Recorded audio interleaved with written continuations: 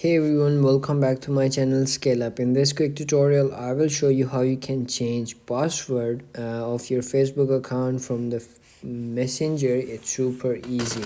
Let's get started. Open up your Messenger app and then go to main menu and then go to settings and then scroll all the way up and you will see this account meta and see more in account center. Click on that and then you will come in this page. You have to do is click on password and security.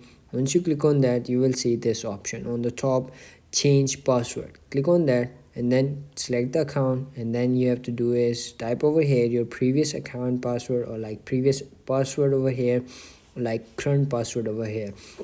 So once you have type over here your current password, and then you have to do is type over here new password and retype over here your new password, and then click on change, and it gonna be change your account password from the Messenger. It's super easy. If you found this video helpful, don't forget to like my video, subscribe my channel Scale Up, and also drop me a comment for more tips and tricks videos. Thanks for watching. See you in the next video. Have a nice day. Bye bye.